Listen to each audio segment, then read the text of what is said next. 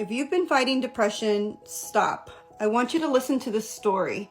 I've been fighting depression for the last 2 weeks, and I have been on an emotional roller coaster. And obviously, after days of just crying and feeling so stressed out and losing sleep, I decided to pick up my book again. I love how the universe always says, kind of gives me spiritual nudges to do something. And so I picked up my book again. I'm only halfway through. It's a huge book. I love Pam Grout. I've already read her other 2 books. And the first thing that I read was chapter 162, and it said, "Dear Depression, kiss my beautiful truth-proclaiming ass." And one of the sentences said, the only thing wrong with you when you're depressed is your thoughts. And at first I was like, all right, lady, I don't want to hear that. You don't understand. My problem, my suffering is unique, right? That's what we all think. And then I moved on to chapter 165, Dismantling the Illusion. And in this chapter, she tells a story of a woman in 1980. Her name was Evie McDonald, and she was diagnosed with Lou Gehrig's disease. She says that the doctors gave her 6 months to live, and by the time they gave her that, she was practically a bowl of jello in a wheelchair.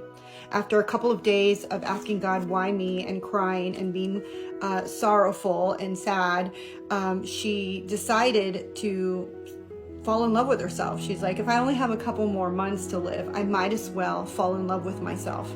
And she would roll her wheelchair to the mirror 3 times a day and sit in front of it naked and look at herself and try to find positive things to say about herself. Now, she spent her whole entire life criticizing herself and always like putting herself down like we all do. But this time she really forced herself to look for positive things about her body and herself. She said at first all she could say was, okay, so I have nice hair. But the more that she practiced, the longer she would have to sit in front of the mirror to figure out things to say that were positive and loving and nice and kind towards herself. And then something miraculous happened. At some point, she crossed some kind of miraculous threshold. Strength began to return to her limbs. She eventually began to walk, became able to feed and clothe herself, and Evie McDonald became the first person to recover completely from ALS. And at 38 years later, she is still ALS free. I love this because the lesson of dismantling the illusion clearly states that the only healing necessary is giving up on our old beliefs, changing the way we think, feel, and interact with